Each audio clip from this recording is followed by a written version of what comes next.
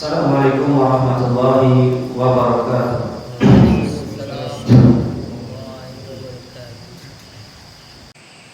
Innal hamdalillah nahmaduhu wa nasta'inuhu wa nastaghfiruh wa na'udzu billahi min shururi anfusina wa min sayyiati a'malina.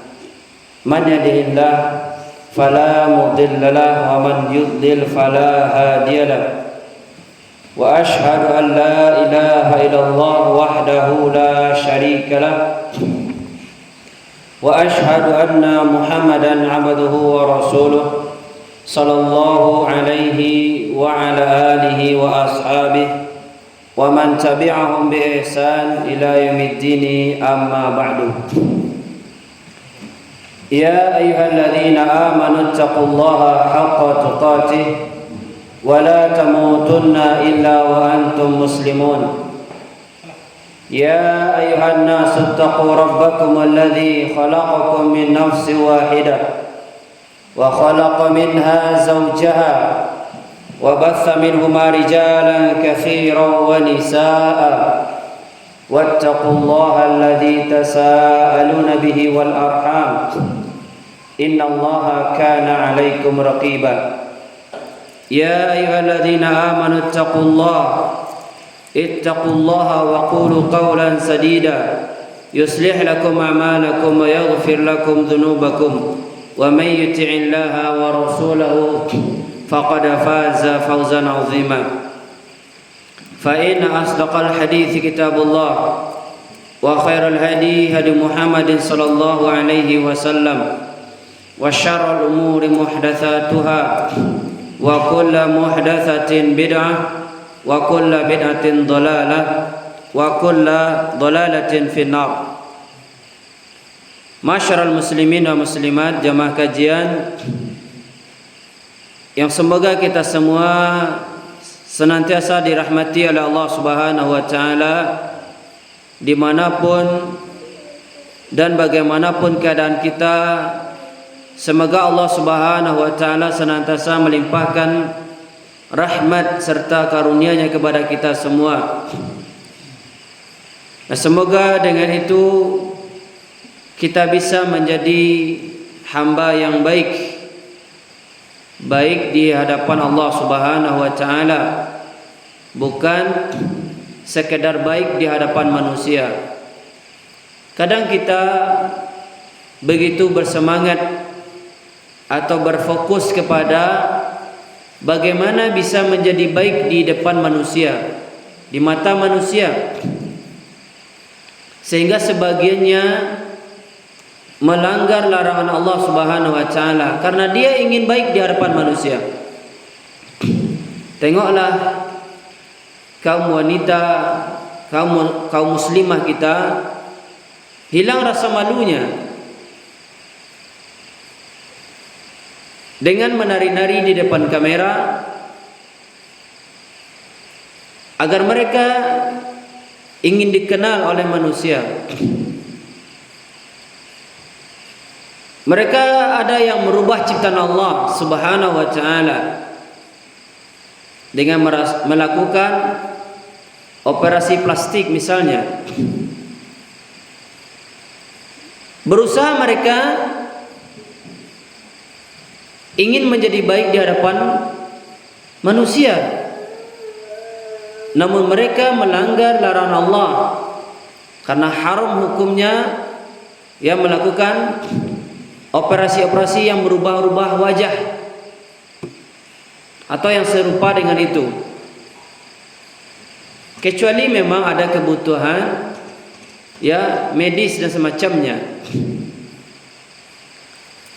Maka orang yang beriman titik fokus hidupnya bagaimana dia bisa baik di hadapan Allah Subhanahu wa taala, agar dia menjadi hamba yang baik. Ini adalah skala prioritas di dalam kehidupan seorang muslim yang sebenarnya. Dan ketahuilah jamaah yang mulia, orang yang telah menjadi baik di hadapan Allah diterima oleh Allah Subhanahu wa taala, maka Allah yang akan menjadikan dia diterima di hadapan manusia. Tengoklah Nabi kita Muhammad sallallahu alaihi wasallam beserta para sahabatnya. Mereka telah memberikan contoh dan suri tauladan yang baik bagi kita. Bagaimana mereka berusaha yang terbaik di hadapan Allah. Maka Allah jadikan mereka baik, Nabi dan para sahabat, di tengah-tengah umat. Harum namanya, dijadikan mereka patokan di dalam beragama. Maka oleh sebab itu, agar kita menjadi baik, tidak ada pilihan bagi kita kecuali senantiasa tumbuh di atas ilmu dan amal saleh. Bertumbuhlah di dalam mempelajari agama Allah Subhanahu wa taala. Alangkah banyaknya orang-orang yang telah mati jiwanya sebelum raganya, karena manusia hanya sibuk memikirkan atau mementingkan makan dan minum untuk raganya, sedangkan jiwanya tidak dia beri makan dan tidak pula dia beri minum. Dan makanan dan minuman bagi jiwa adalah ilmu. Maka berilah jiwa dan jiwa kita terutama makanan yang enak, makanan yang bergizi, makanan yang sehat, itu dengan ilmu yang bermanfaat, ilmu yang bersumberkan dari Al-Quran dan Sunnah, yang sejalan dengan pemahaman salaful ummah.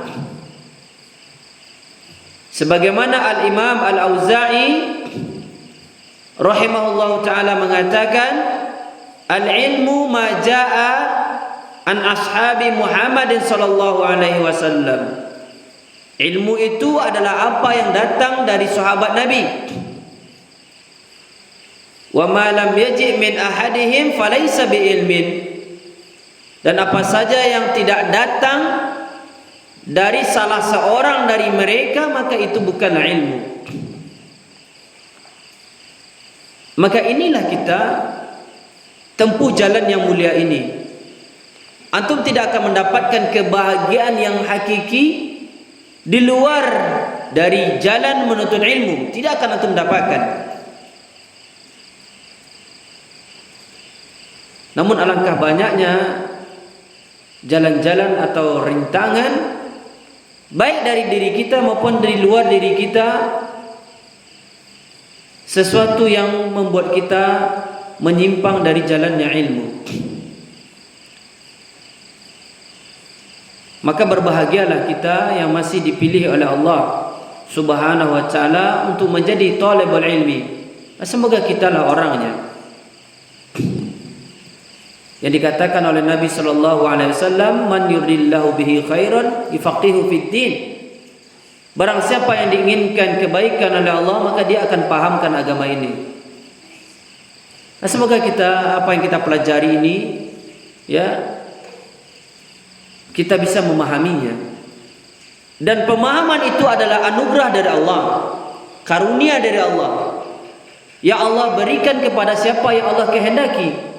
Karena tidak semua orang yang belajar dia paham. Tidak semua orang yang hadir ke kajian, duduk di majelis ilmu, dia paham apa yang disampaikan. Karena memang pemahaman Allah berikan kepada siapa yang Allah kehendaki. Namun kita duduk di majelis ilmu dalam rangka menjalankan perintah Allah Subhanahu wa ta'ala. Kita belajar karena Allah yang memerintahkan. Fa'lam annahu la ilaha illallah. Maka berilmulah, sesungguhnya tidak ada ilah yang berhak disembah kecuali Allah Subhanahu wa ta'ala. Kerajuan awak jangan diurus kerja Allah. Lakukan apa yang menjadi kewajiban kita, yaitu belajar.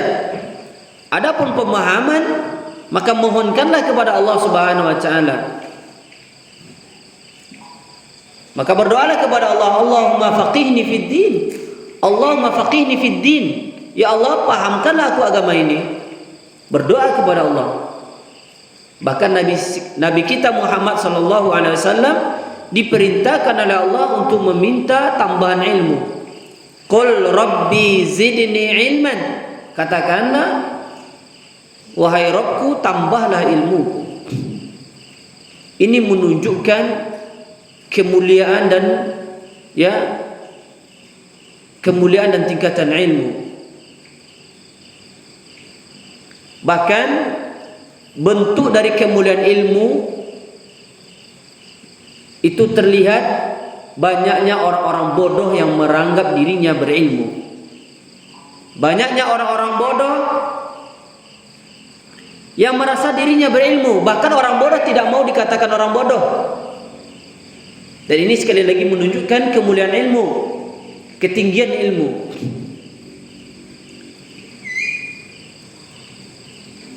Maka oleh karenanya kita sebelum masuk ke kajian kita mengingatkan diri kita tentang bagaimana agar kita termotivasi semangat datang ke majlis-majlis ilmu. Demi Allah, di sana ada godaan yang banyak. Sebagaimana kita katakan di awal tadi, ada datangnya dari diri kita sendiri, rasa malas, rasa futur. Maka lawanlah. Ketika antum merasa jenuh dan bosan dengan pengajian, maka lawanlah. Karena orang yang mengerti tentang hakikat ilmu, maka dia akan mencarinya. Walaupun bagaimanapun dia, pasti akan dia cari. Dia akan korbankan semuanya. Dan tengoklah salafus saleh, orang-orang saleh terdahulu, betapa mereka meninggalkan dunianya, dan mereka menyibukkan dirinya dengan ilmu agama. Baiklah jamaah yang mulia, semoga kita tetap berada di jalan ilmu sampai kita dimatikan oleh Allah Subhanahu wa taala. Dan mohonkanlah kepada Allah agar kita diberi ilmu yang bermanfaat, ilmu yang mendatangkan rasa takut kepada Allah Subhanahu wa taala, ilmu yang mendatangkan khasyatullah. Dan itulah puncak dari ilmu yang dikatakan oleh Al-Imam Ahmad. Asal dari ilmu itu adalah khasyatullah. Maka barang siapa yang belajar dan belajar,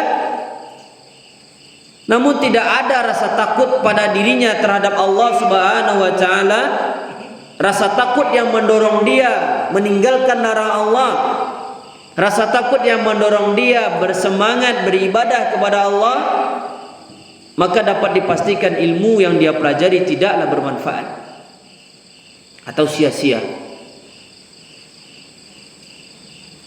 Patutlah Nabi SAW mengajarkan kepada kita sebuah sunnah yang kita baca, terutama di zikir pagi,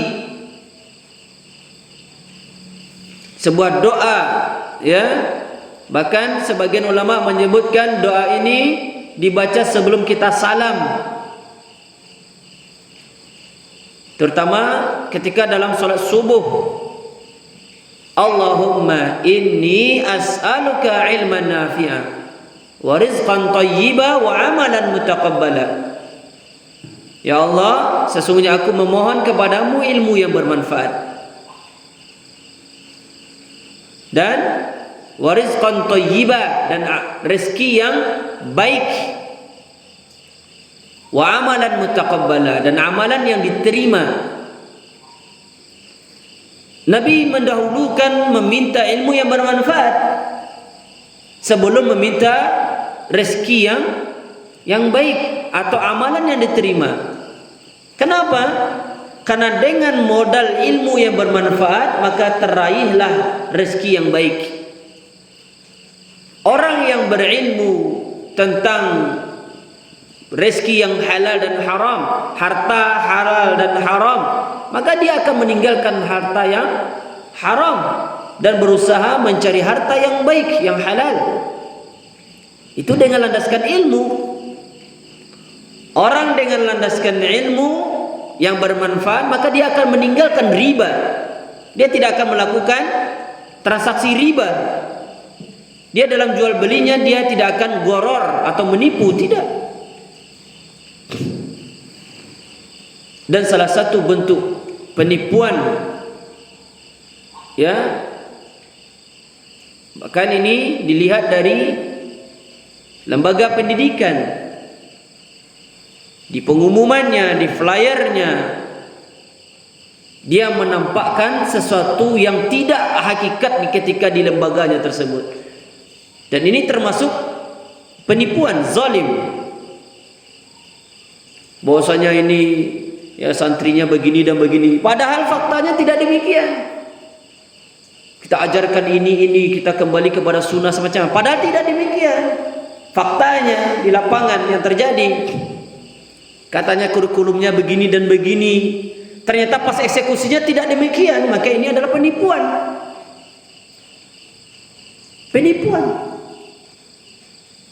Dan ini kezoliman. Ya.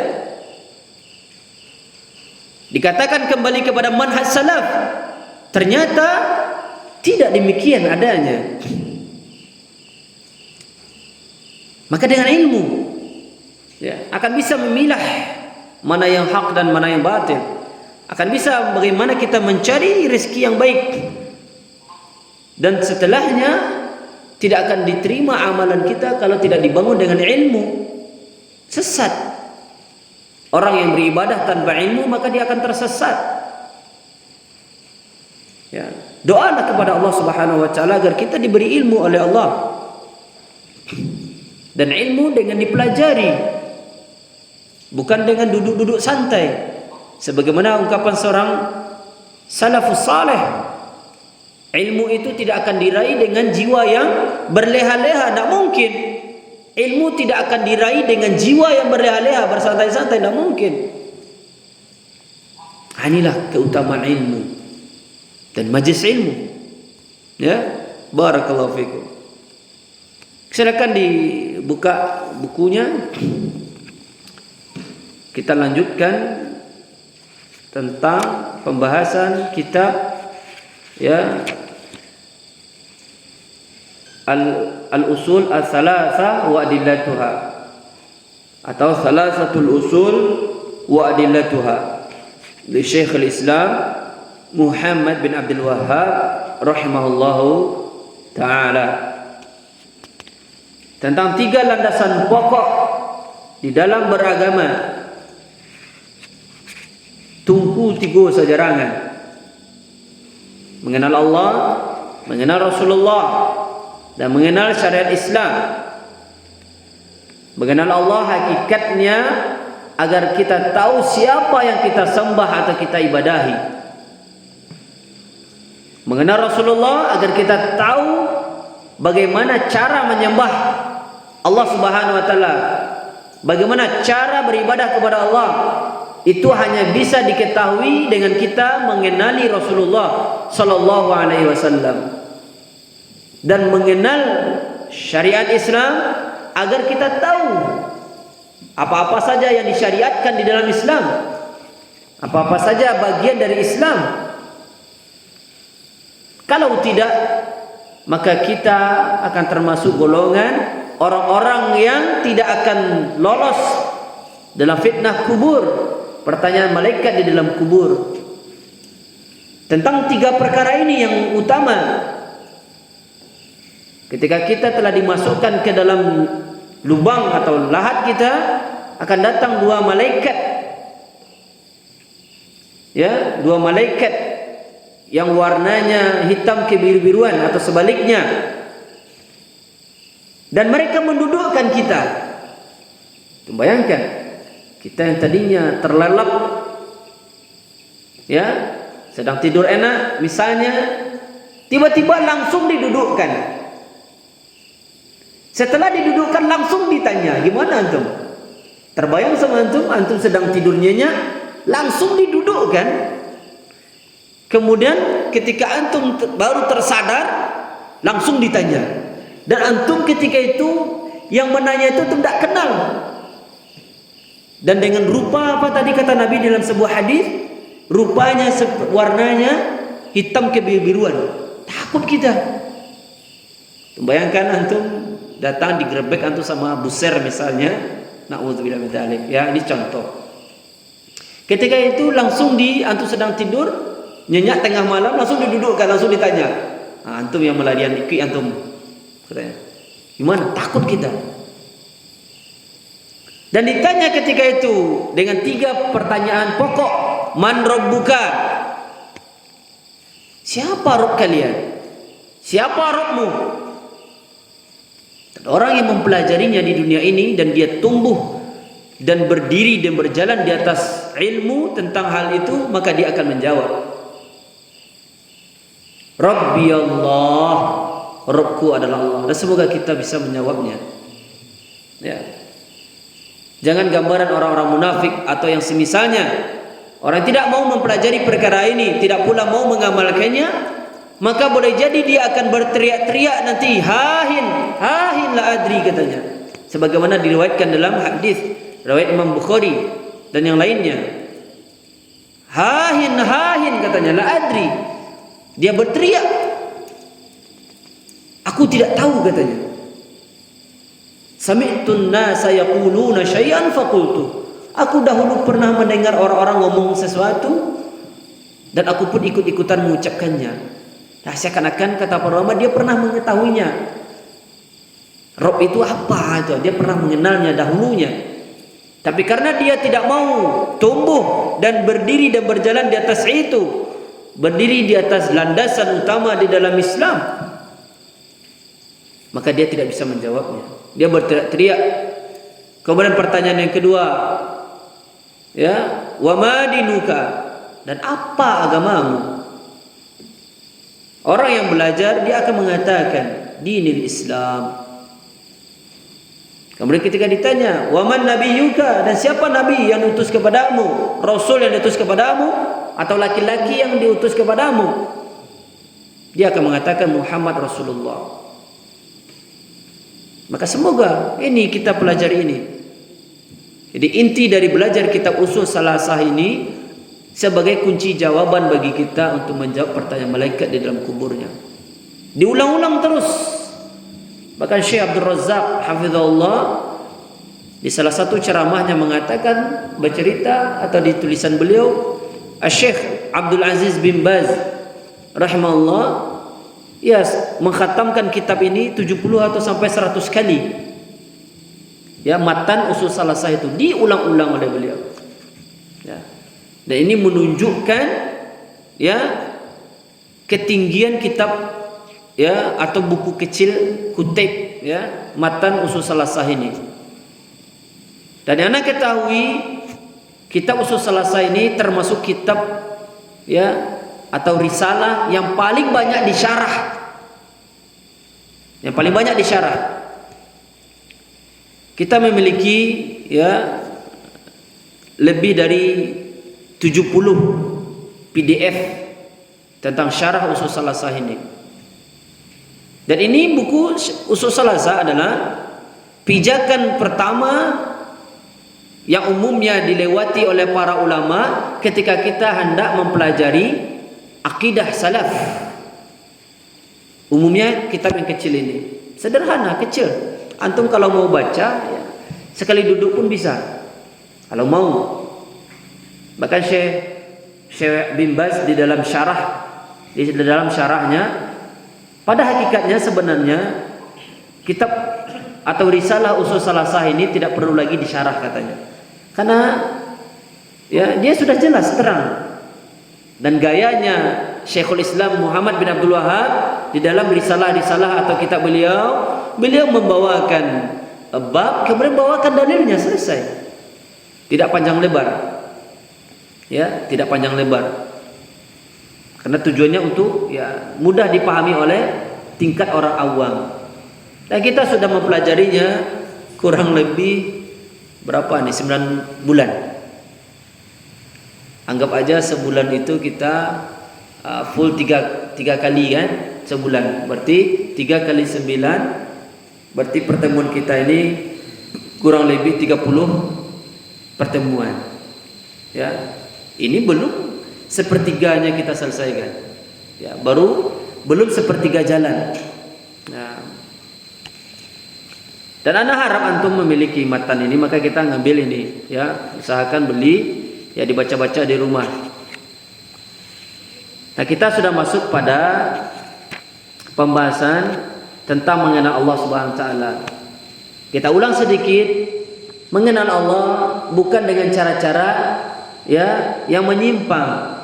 Sebagaimana kaum sufi, ya, mereka mengenal Allah, kaum terikat, ya, dengan bersuluk-suluk, atau mereka ada yang bersemedi dan semacamnya, atau bermeditasi, ya, ini lagi viral, ya kan, nah, meditasi, bahkan memuji-mujinya, ini biar mendatangkan ketenangan dan semacamnya. Ini sesat orang yang mengatakan, ya, seakan-akan mengatakan meditasi itu lebih baik dari zikir kepada Allah, ya, maka ini bisa mengakibatkan orang yang mengatakannya keluar dari Islam. Nah, ini semoga Allah SWT memberi dia hidayah, ya, dan Allah menjaga umat dari fitnah mereka, ya. Dan yang diajarkan oleh Nabi beserta para sahabatnya, cara mengenal Allah adalah dengan mengkaji ayat-ayat Allah Subhanahu wa taala, dengan melihat ayat-ayat Allah. Untuk murajaah. Ayat-ayat Allah itu terbagi berapa?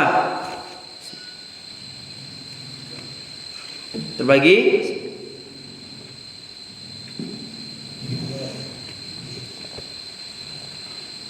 secara garis besar dia terbagi 2. Ada ayat syar'iyah, ada ayat kauniyah. Ada 2. Ayat syar'iyah dan ayat kauniyah. Apa yang dimaksud dengan ayat syar'iyah? Dah beben? La adri, barakallahu fikum. Antum.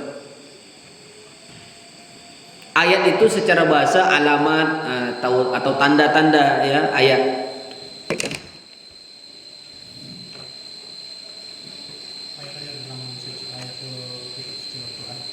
Ayat syariah maksudnya adalah wahyu yang Allah wahyukan kepada, ya, para nabi dan rasul pilihannya. Ya, itu ayat syariah. Ya, ayat syariah. Seperti Al-Quranul Karim tentunya. Jadi cara mengenal Allah bukanlah Al-Quranul Karim. Pelajari tafsirnya. Nah, kita ulangi, inti dari belajar Al-Quran adalah mempelajari tafsirnya, agar kita bisa memahami Al-Quran, bukan sekedar mempelajari hukum-hukum tajwidnya. Orang sehebat apapun hukum tajwid, belum tentu dia paham Al-Quran itu. Dan ini fakta. Barakallahu fikum, kita kumandangkan azan terlebih dahulu. Setelah itu kita lanjutkan kajian kita. Alhamdulillah wassalatu wassalamu ala Rasulillah wa ala alihi wa ashabihi wa man wala wa la hawla wa la quwwata illa billah, amma ba'du. Kaum muslimin dan muslimat, jamaah kajian yang semoga dirahmati oleh Allah Subhanahu wa taala. Ayat syar'iyah, ya, adalah ayat-ayat yang Allah Subhanahu wa taala firmankan atau Allah wahyukan kepada, yang Allah berikan kepada para nabi dan rasul pilihan Allah Subhanahu wa taala. Maka dengan mempelajari ayat-ayat Allah tersebutlah kita akan bisa mengenal Allah. Tak akan mungkin kita bisa mengenal Allah Subhanahu wa taala tanpa perantara Al-Qur'an. Ya. Bukan dengan sebagian amalan-amalan para habaib. Mengenal Allah dengan bermimpi-mimpi katanya. Bahkan ada di antara mereka yang ngaku-ngaku, ya, bertemu dengan Allah secara langsung. La haula wala quwwata illa billah. Kalau ada yang mengatakan dia bertemu Allah secara langsung sedangkan dia belum mati, maka dia seakan-akan mengatakan dirinya lebih baik daripada Rasulullah SAW. Bahkan ada yang seorang Habib yang bahkan sehari semalam itu dia bisa mi'raj ke langit, bertemu dengan Allah lebih dari 40 kali katanya.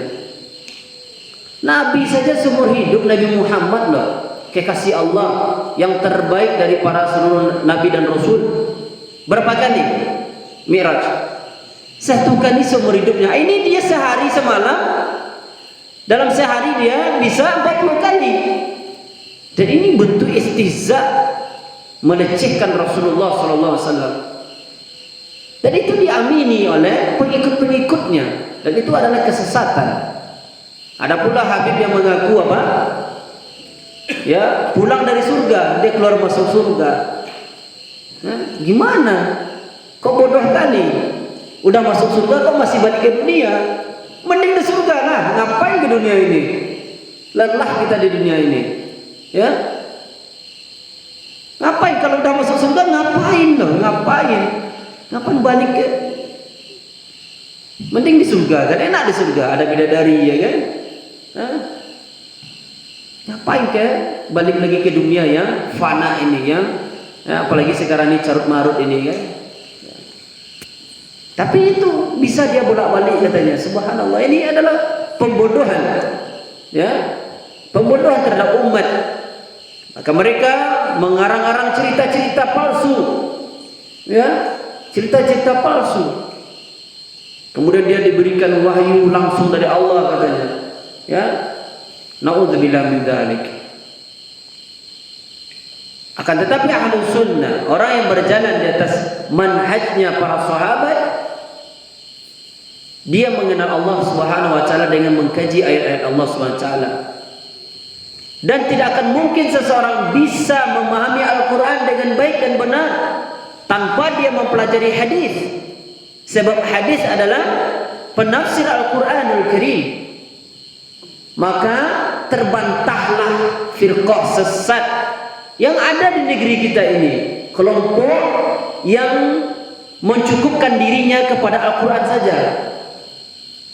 Dan sebagian mereka dinamakan oleh ya guru-guru kita, mereka kelompok ingkar sunnah. Mereka mengingkari sunnah Nabi sallallahu alaihi wasallam alias hadis Nabi sallallahu alaihi wasallam.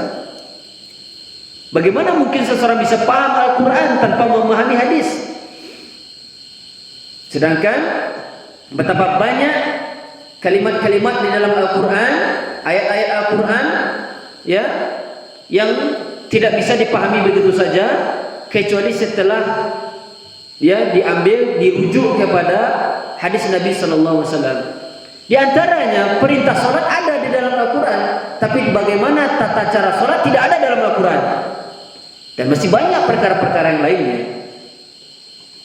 Namun sedikit sekali di zaman sekarang orang yang mau belajar hadis, ya, tidak mau menempuh jalannya ahlul hadis. Ashabul hadis adalah ashabus sunnah. Ahlul hadis adalah ahlus sunnah. Mereka lah yang paling layak, ya. Maka kun muhaddisan, terutama di zaman sekarang, jadilah alim hadis. Sekurang-kurangnya orang yang berjalan dan mencintai para imam-imam ahli hadis, ya, bermanhaj dan bermadhablah dengan manhaj dan madhab mereka, dan terpakailah semua madhab yang ada. Kalau hanya sibuk dengan madhab Syafi'i, banyak kawan-kawan yang sibuk dengan madhab Syafi'i dari awal sampai, bahkan tidak sampai kepada kitab Imam Syafi'i, ya, habis mereka. Akhirnya mereka banyak terjebak dengan kalam-kalam para ulama, para imam yang kering dari hadis Nabi SAW. Banyak pendapat para imam itu, ya, kering dari hadis. Bahkan sebagiannya, ya, mengutip hadis-hadis yang lemah. Maka ini yang sedang populer di zaman sekarang, ya, orang yang takhusus menyibukkan diri belajar fikih-fikih Syafi'i terutama di Indonesia ini. Kita mengatakan ini tidaklah tercela secara mutlak. Di satu sisi ini bagus, tapi hati-hati. Apalagi belajar kepada guru-guru yang rusak manhajnya. Tak boleh. Sebagaimana kita katakan di awal tadi, dengan kita belajar Al-Quran dan hadis, maka di sana Allah telah mengenalkan dirinya, dan di sana Rasulullah SAW telah memperkenalkan Allah kepada kita. Maka bacalah hadis, bacalah Al-Quran, pahami baik-baik. Bukan hanya mempelajari bacaan-bacaannya saja. Banyak orang terjebak di sana sekarang ini, hanya mempelajari tajwid, qalqalah, sibuk dengan gunnah, sibuk dengan mad, sibuk dengan sanad-sanad. Luput dia dari hakikat pemahaman tafaqquh terhadap agama ini. Dan itu banyak. Sibuk dengan mencari-cari sanad Al-Quran, sanad-sanad qiraat, ya kan? Sehingga dia terhalang dari ilmu yang paling utama dia pelajari, ilmu tentang Allah. Betapa banyak orang tidak kenal dengan Allah. Alangkah banyaknya orang fasih membacakan iyyaka na'budu wa iyyaka nasta'in, dan dia mendapatkan sanad qiraatnya namun jatuh kepada kesyirikan. Dan ini fakta. Hebat dia membacanya, fasih dengan gunnahnya, dengan semacamnya. Tapi rusak. Dia berdoa-doa di kuburan, meminta-minta kepada orang yang telah mati, memakai-makai jimat, masih percaya dengan ramalan-ramalan, masih datang-datang ke dukun, padahal dia fasih dalam membaca iyyaka na'budu wa iyyaka nasta'in. Apa artinya? Alangkah banyaknya orang hafal dan fasih membaca lam yalid wa lam yulad, Allah itu tidak beranak, ya. Kemudian banyak yang mengatakan selamat Natal. Berarti dia tidak mengerti apa yang dia baca. Apa gunanya belajar Al-Quran tapi tidak tahu apa yang dibaca? Makanya inti dari belajar Al-Quran, kenapa ini sering anak ulang-ulang? Karena inilah fakta di lapangan. Di pondok-pondok pesantren fokusnya hanya itu. Sayang sekali, 3 tahun, 6 tahun belajar di pondok, ya tentang itu aja. Tahsin-tahsin, tajwid-tajwid, tahfiz-tahfiz. Tidak ditekankan bagaimana fahmul Quran, bagaimana memahami Al-Quran berdasarkan manhaj salaf, memulangkannya. Ini harus dikoreksi, harus diingatkan. Banyak pondok-pondok pesantren sekarang bahkan yang bergelar pondok sunnah bermanhaj salaf. Dan manhaj salaf dahulu, sahabat yang mulia, kalau tidak salah namanya Jundub bin Abdullah. Dahulu kami belajar iman sebelum belajar Al-Quran. Barulah setelah itu kami belajar Al-Quran, maka bertambahlah keimanan kami. Mereka belajar tauhid, belajar manhaj yang benar sebelum belajar Al-Quran. Antum kalau ingin belajar Al-Quran atau belajar bahasa Arab atau belajar fikih-fikih madhab, perbaiki manhaj antum terlebih dahulu. Manhaj dan akidah antum harus kuat terlebih dahulu. Kalau tidak, antum akan terkontaminasi, percayalah. Banyak sedikitnya antum akan terkontaminasi nanti. Ya, kamu mulai menyimpang dari manhaj salaf. Kita mengatakan tidak tercela secara mutlak belajar itu bagus, baik, tapi hati-hati. Dan banyak terjebak dan banyak yang tenggelam. Akhirnya mereka memuji-muji guru-gurunya yang ahli bidah itu. Karena apa? Karena dia belajar Al-Quran kepadanya. Dia rekomendasikan, dia bela ketika ada yang membantah. Karena apa? Karena guru bahasa Arabnya. Karena apa? Guru dalam mazhab fikihnya. Dan ini fakta di luar sana. Antum kalau mau, dan mungkin sebagian antum sudah tahu, ya kan? Maka kenalilah Allah SWT sebagaimana ya para sahabat mengenalinya. Kemudian kenalilah tentang Rasulullah sallallahu alaihi wasallam. Agar kalau nanti ada yang datang ke mimpi antum dan ngaku-ngaku nabi, antum bisa membantahnya. Karena ada orang yang ya sebagaimana kelompok jamaah tabligh, asal dari metode dakwahnya itu khuruj itu ya, itu berdasarkan mimpi pendirinya. Karena bertemu dengan nabi kemudian menyuruhnya melakukan khuruj fisabilillah semacamnya. Namun sebagiannya ketika ditanya dia mimpi bertemu Nabi. Ketika ditanya bagaimana rupa Nabi, wah Nabi itu putih bersih, bercahaya. Kemudian jenggotnya putih. Ah itu bohong itu bukan Nabi itu syaitan itu. Ya, karena Nabi Muhammad SAW ubannya pernah dihitung oleh sahabat yang mulia Anas bin Malik. Baik uban di jenggotnya maupun di kepalanya. Kata Anas bin Malik, aku pernah menghitungnya tak lebih dari 20 helai. Kurang lebih sekitaran itu kata Anas bin Malik. Ini dia bilang apa? Putih bersih, itu bohong itu. Itu bukan Nabi SAW. Dan Nabi SAW mengatakan, barang siapa yang melihatku di dalam tidurnya, maka sungguh dia telah benar melihat aku. Karena syaitan tidak bisa menyerupai aku, kata Nabi. Ingat, Nabi mengatakan syaitan tidak bisa menyerupai aku, kata Nabi. Tapi syaitan bisa ngaku-ngaku Nabi.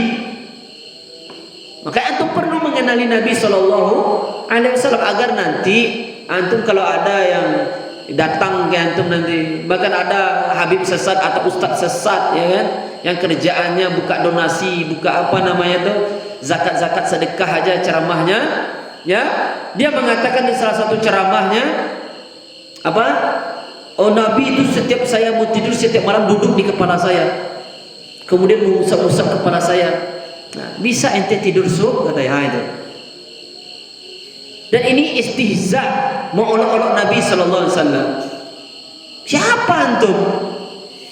Ya, Nabi datang ke tempat antum, ke rumah antum tiap malam. Siapa antum? Dia kira Nabi gentayangan Allah. Hah? Ini orang-orang yang ini termasuk istihza, mengolok-olok Nabi Sallallahu Alaihi Wasallam. Tak boleh itu.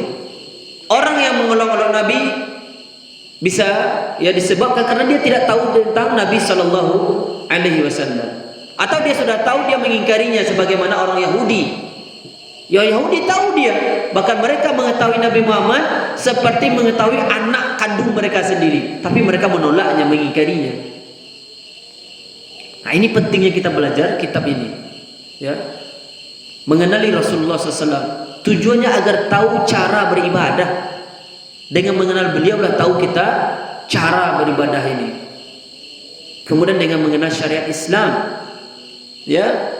Apa saja yang termasuk ibadah semacamnya, amaliyah-amaliyah apa saja yang perlu kita lakukan dan apa saja yang perlu kita tinggalkan. Nah, ini dengan kita belajar. Tidak mungkin orang bisa ya mengerti agama ini tanpa belajar, tidak mungkin.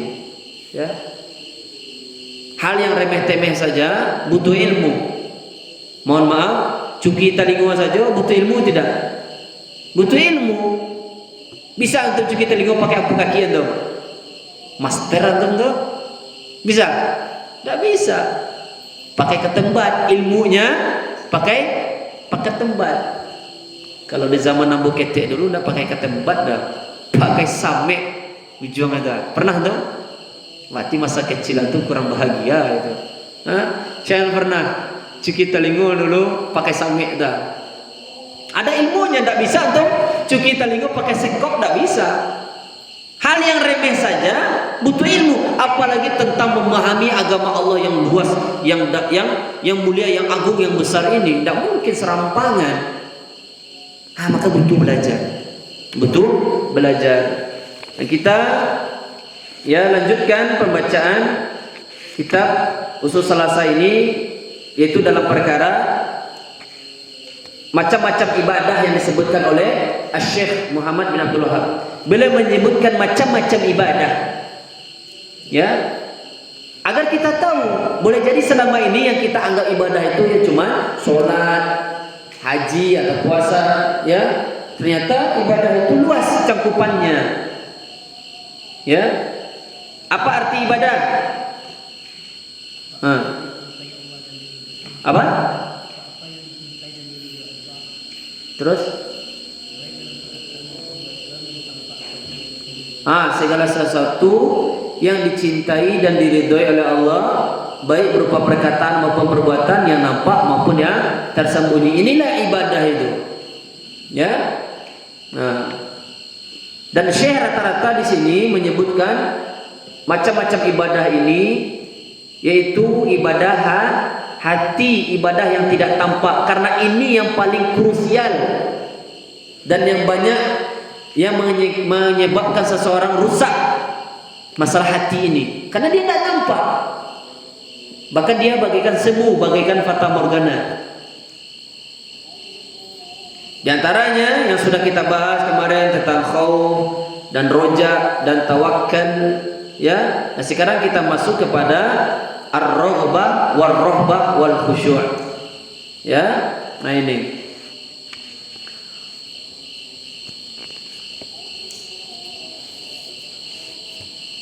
Dalil yang dibawakan oleh Syekh tentang raghbah, rahbah wal khusyu', yang perlu antum ketahui, ya, raghbah, ya silakan antum buka ini.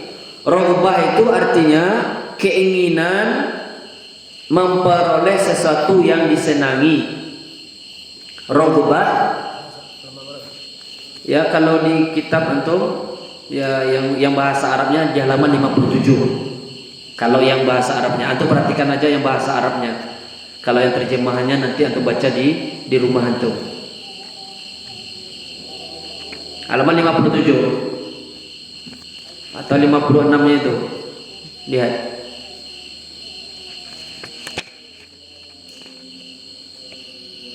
Sebagaimana Syekh mengatakan wa dalilur raghbah wa rahbah wal khusyu', ya, qauluhu ta'ala innahum kanu yusari'una fil khairat wa yad'unana raghaban wa rahaba wa kanu lana khashi'in. Surat Al-Anbiya ayat 90.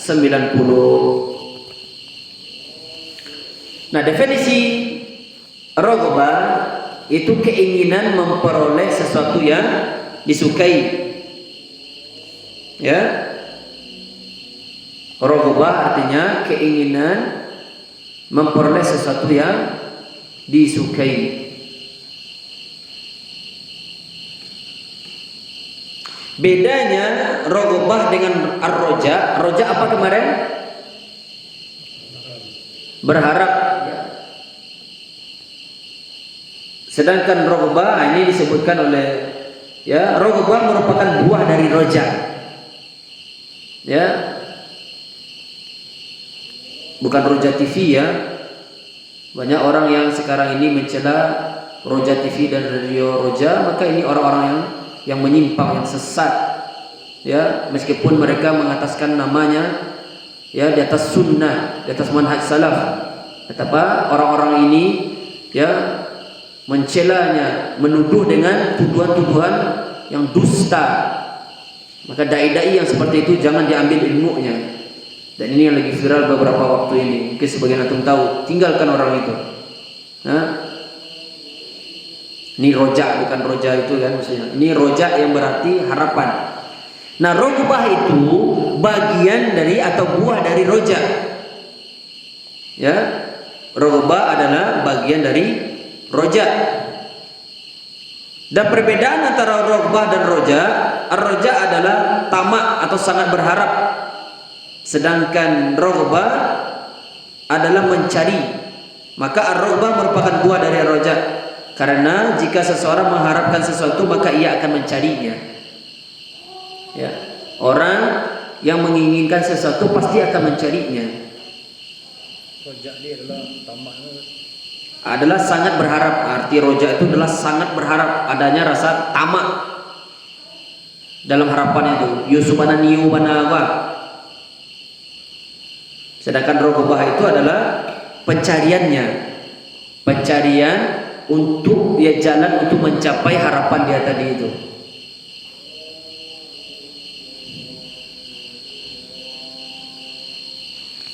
Sedangkan makna rohbah, ya, dia memiliki kemiripan dengan khauf. Khauf apa kemarin? Rasa takut, ya, rasa takut, ya. Sederhananya seperti itu. Sedangkan rohbah, ya, ini kita mengambil apa yang disampaikan oleh Al-Ustaz Firanda Adirja di dalam buku beliau Syarah Ushul Thalatha. Beliau menukil perkataan Al-Imam Ibnul Qayyim, ya, menjelaskan tentang beda rohbah, khauf dan khosyah, ya. Sebagaimana bahasa Arab itu luas sekali cakupannya. Dia masing-masing kata itu mewakilkan makna yang terperinci pada masing-masingnya. Seperti kita menyebutkan, ya, ada namanya zon, ada namanya syak, ada namanya waham. Itu kan berbeda-beda dia. Kalau bahasa kita sama saja, ya, ragu, ya kan? Tapi kadar keraguannya berbeda. Zon itu kadar keraguannya hanya, ya, 30%. Ya. Sedangkan waham itu kadar ragunya 70%. Sedangkan syak kadar ragunya itu sama kuat dengan yakinnya. Itu. Nah, demikian juga rohbah, khauf, khosyah, sebagaimana Ibnu Qayyim mengatakan wal wajadu wal khaufu wal khasyatu wal rahbatu alfadzun mutaqaribatun ghairu mutaradifah. Al-wajal, al-khauf, al-khasyah dan rahbah itu merupakan lafal-lafal yang mirip namun tidak sama persis, ada perbedaan di antaranya. Ya. Pertama, arti khauf itu larinya hati ketika dari tertimpa perkara yang dibenci ketika merasakannya. Larinya hati ketika tertimpa perkara yang dibenci saat merasakannya. Ini arti dari khauf menurut Imam Ibnul Qayyim. Al-khaufu harabul qalbi min hululil makruhi inda istish'arihi. Itu larinya hati ketika tertimpa perkara yang dibenci saat merasakannya, atau sesuatu yang kita takuti, sesuatu yang kita tidak senangi, kita lari dari itu. Nah, ini maksud dari khauf. Sedangkan khosyah,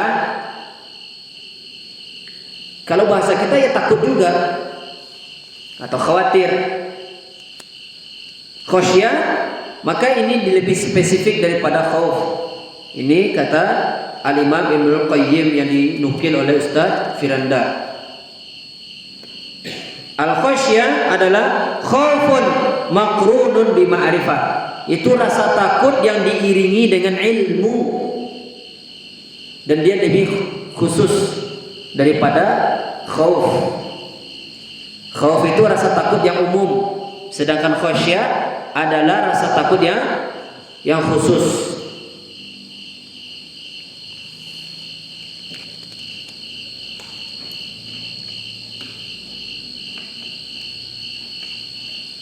Makanya kata Al-Imam Ibnul Qayyim, al-khauf adalah gerakan hati, adapun al-khosyah adalah terkumpulnya ketakutan sehingga menimbulkan ketenangan jiwa.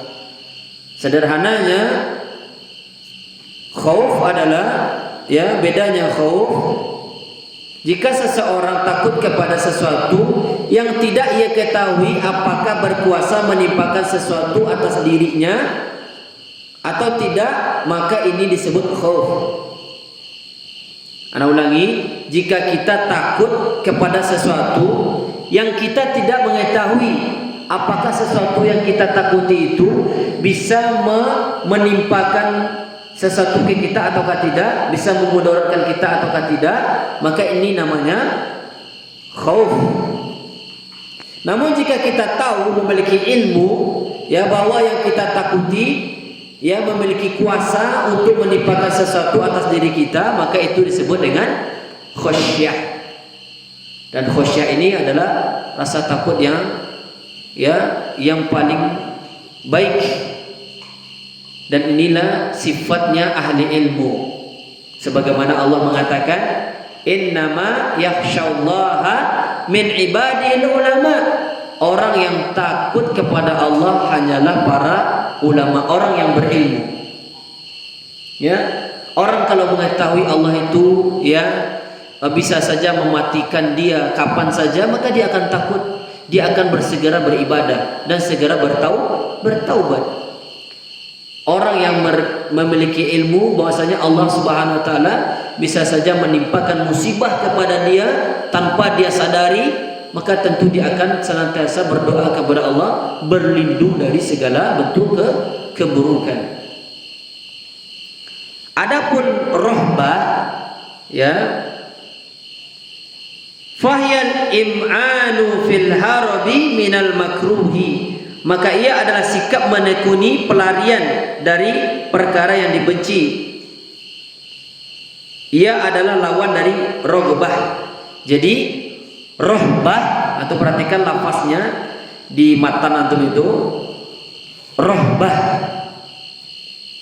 itu adalah rasa takut yang senantiasa lari dari yang menghindar dari yang ditakuti, itu rohbah. Rohbah, ketakutan yang membuahkan tindakan menghindar dari yang ditakuti, itu rohbah namanya. Sedangkan rohbah pakai go kan, itu apa tadi? Rohbah keinginan memperoleh sesuatu yang disukai, atau keinginan dalam mencari sesuatu yang disukai. Proses pencarian, mencari sesuatu yang kita inginkan, itu rohbah namanya. Rohbah.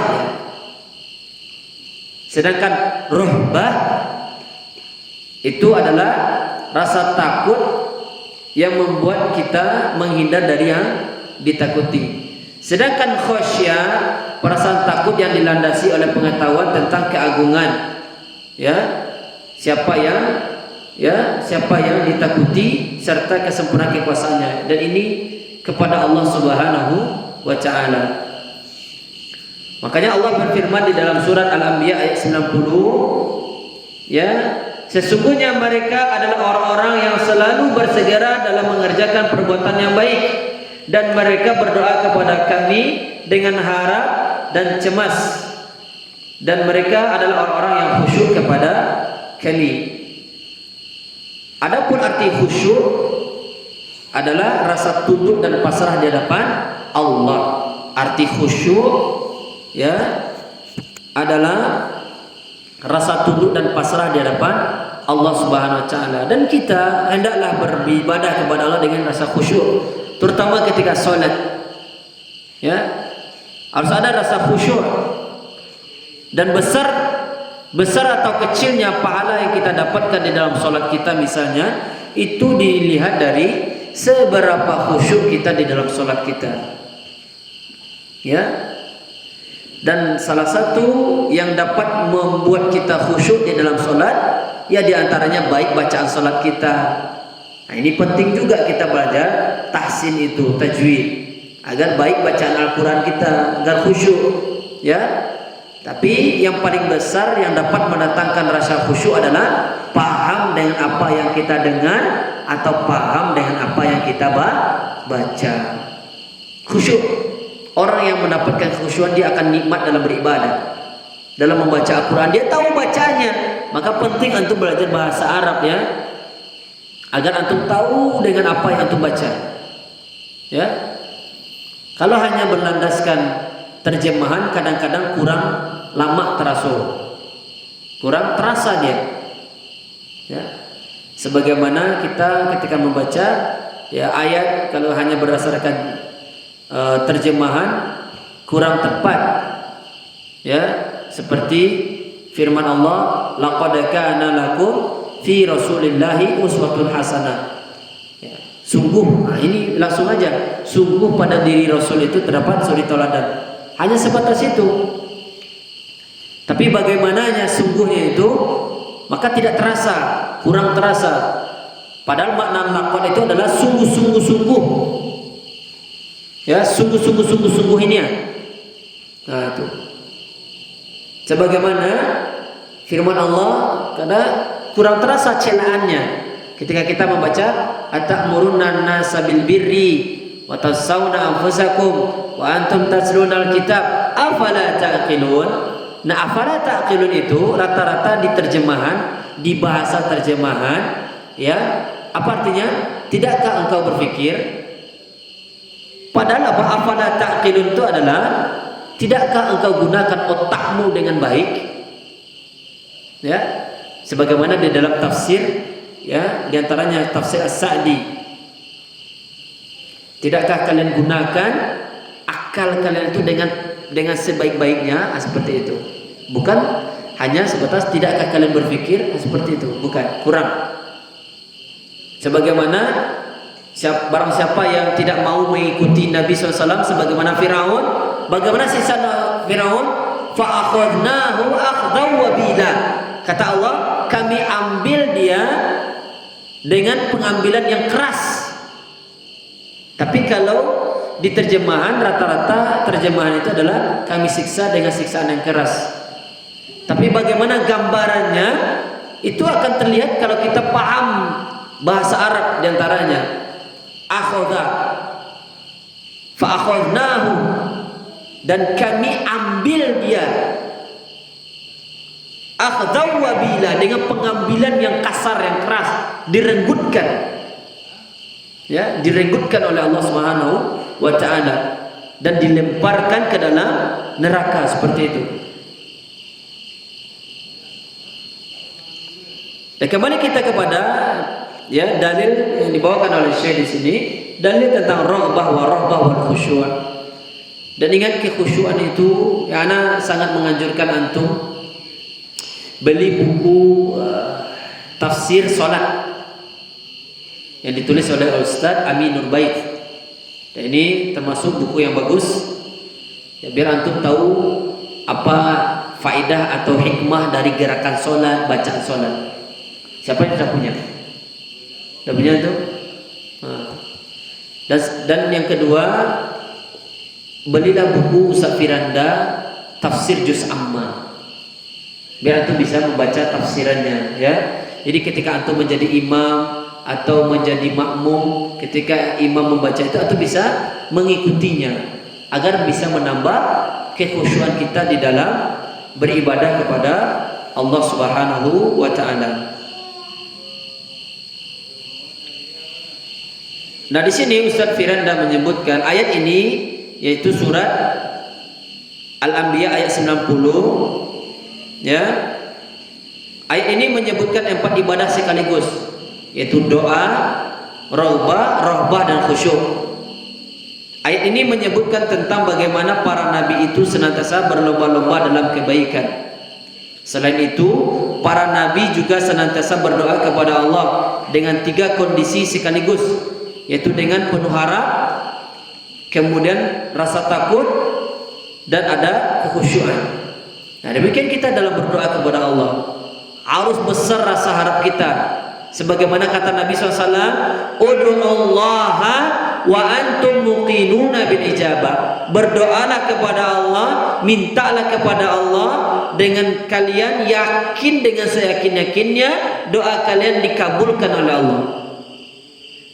Ini antum mau minta apa, minta kepada Allah Subhanahu wa taala dengan yakin doa antum didengar dan dikabulkan oleh Allah.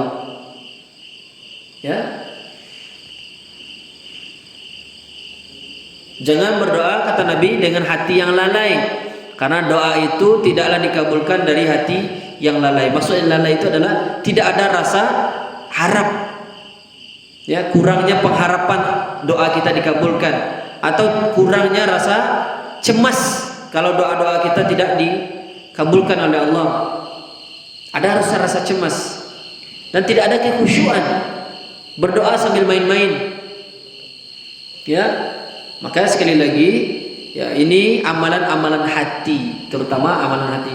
Dan ini tidak akan bisa terwujud dengan maksimal tanpa tauhid yang baik dan benar. Paham? Tidak akan bisa antum khusyuk, tidak akan bisa antum mendalami, ya penuh harap di dalam berdoa, dalam ibadah, ya kan? Tidak akan terrealisasi ya rukun ibadah itu tanpa pengenalan terhadap Allah SWT. Dengan mengenali Allah dengan nama-nama dan sifat-sifatnya serta perbuatannya, maka dengan itu kita akan bisa mewujudkan ya amalan-amalan ini dengan baik dan benar. Ya. Maka ilmu tauhid, ilmu mengenal Allah adalah ilmu yang paling besar dan paling mulia. Ya. Dan dalil tentang khasyah, ya kita lanjutkan di bawahnya. Wa dalilul khasyati qauluhu ta'ala fala takhshawhum wakhshawni. Allah Subhanahu wa taala berfirman, janganlah kalian takut kepada mereka, takutlah kalian kepadaku saja, kata Allah. Ya. Oleh karenanya kita dapati bahwa orang yang paling takut kepada Allah adalah para ulama. Ya, sebagaimana tadi kita sudah bahas. Ya, jangan takut kepada mereka, jangan takut kepada musuh-musuh dakwah. Jangan takut. Fokuslah kalian untuk menolong agama Allah. Dengan kalian duduk di majlis ilmu ini, dengan kita duduk di majlis ilmu ini mempelajari agama Allah, ini dalam rangka menolong agama Allah SWT. Dan Allah telah berjanji, in tansurullaha yansurkum. Kalau kalian menolong agama Allah, Allah akan tolong kalian. Kalau kalian ingin bangsa ini baik, kalau kalian ingin dipimpin oleh pemimpin yang baik, maka perbaikilah diri kalian terlebih dahulu. Perbaiki diri kita terlebih dahulu. Perbaiki keluarga kita. Perbaiki ilmu kita tentang Allah dan agama yang mulia ini. Dan itu salah satu bentuk menolong agama Allah Subhanahu wa taala. Dan Allah telah berjanji, dan Allah tidak mungkin ingkar janji. In tansurullah yansurkum. Kalau engkau menolong Allah, Allah akan menolong engkau. Ya. Tolonglah agama Allah Subhanahu wa taala, tolonglah dakwah dengan apa yang kita punya. Ya. Kalau kita memiliki kemampuan untuk ya membantah, maka bantahlah, jangan diamkan kemungkaran itu. Tapi ini adalah tugas utamanya para ulama. Tidak semua orang ya berhak membantah. Maka ini yang perlu diluruskan sebagian kaum keliru dalam bab ini. Ya, keliru dia. Tidak semua orang yang boleh membantah. Membantah istrinya boleh, ya kan? Tapi membantah yang diumumkan di media sosial, bantahan kepada penyimpangan si fulan dan si fulan, apalagi bantahan kepada para ulama atau kepada para dai, atau apalagi kepada sesama ahlu sunnah, maka ini tidak boleh antum masuk ke dalam itu. Tak boleh. Ada bilik-biliknya. Kalau istri antum, anak antum yang keliru, boleh antum bantah. Kewajiban antum. Tetapi kemungkaran yang telah tersiarkan di publik, maka itu bukan hak antum. Itu haknya ulama, kewajiban ulama untuk membantah ahli ilmu. Maka sadarlah. Makanya ada ungkapan ulama, rahimallah ya man arafa qadra nafsihi. Ya, semoga Allah merahmati seseorang yang tahu kapasitas dirinya. Dan tidak semua orang yang boleh membantah, tidak boleh. Tidak semua orang. Setiap ada di media sosial penyimpangan, dia ikut berkomentar. Antum siapa? Kadang malah komentar antum itu malah membuat rancu, semakin membuat gaduh. Dan bantahan antum tidak teranggap. Maka serahkan, apalagi sudah ada bantahan dari ahli ilmu, maka diamlah antum.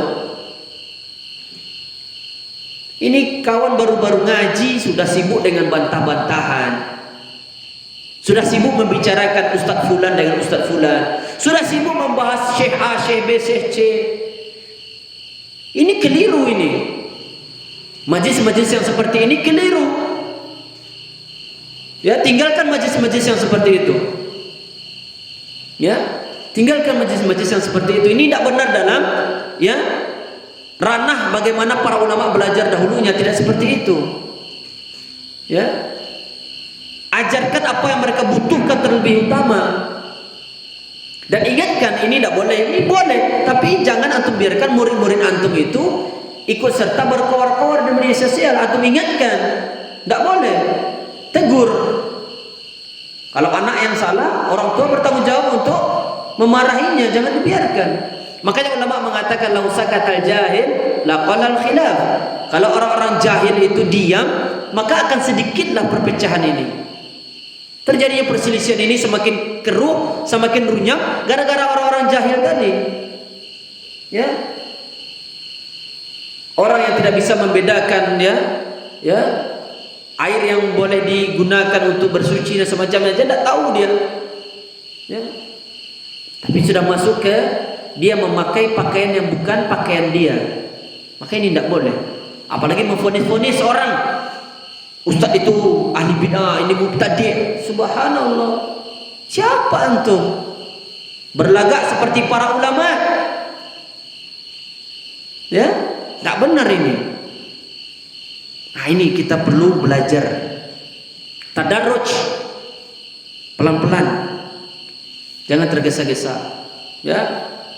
Harus ada rasa takut. Makanya para ulama itu takut mereka itu berfatwa, tidak serampangan. Berhati-hati para ulama itu dalam berfatwa. Bahkan para sahabat, Ibnu Umar ketika ditanya tentang suatu perkara dimintai fatwa, beliau berulang-ulang bahkan sampai meminta 10 kali pengulangan pertanyaan itu. Takut para sahabat menjawab. Dari ribuan sahabat hanya belasan orang yang berfatwa. Dan yang rutin berfatwa kurang lebih ada 4 orang. Tidak semuanya yang berfatwa. Ini seakan-akan orang sekarang ini berlagak seperti lebih baik daripada para sahabat. Tidak benar. Apalagi kita pelajar, tahu dirilah.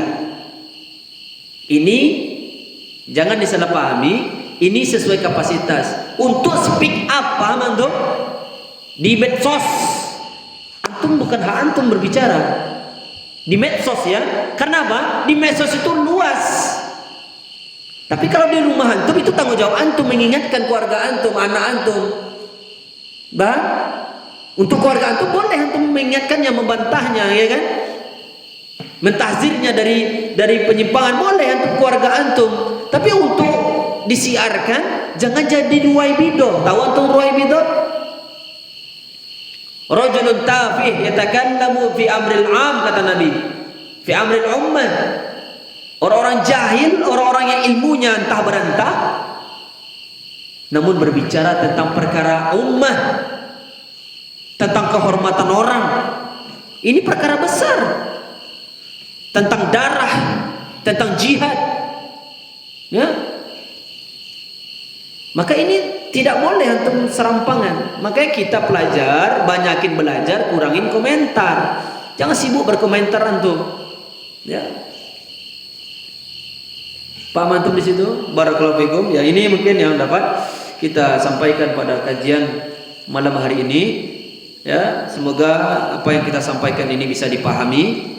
Ya, dan mudah-mudahan Allah SWT memberikan kita pemahaman yang baik dan benar, agar kita itu tahu siapa diri kita.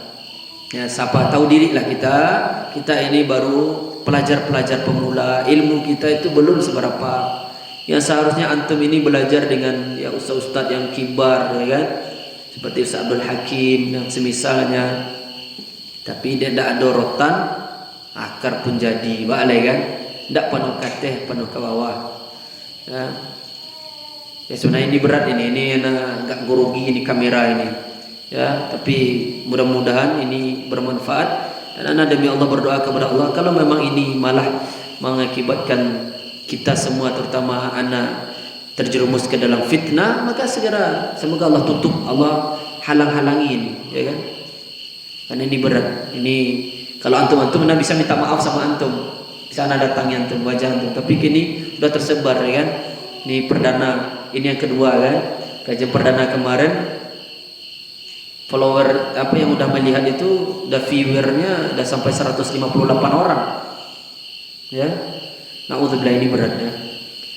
Nah, berdoa kepada Allah kalau memang ini bermanfaat bagi dunia dan akhirat ana dan kita semua di sini, semoga Allah langgengkan. Tapi kalau tidak, semoga Allah ya tutup ini ya, tidak tersiarkan lagi. Ya. Kita memohon ya kepada Allah, semoga usaha kita ini diterima oleh Allah. Kalau kita hanya sekedar diterima oleh manusia, maka itu belum tentu diterima oleh Allah.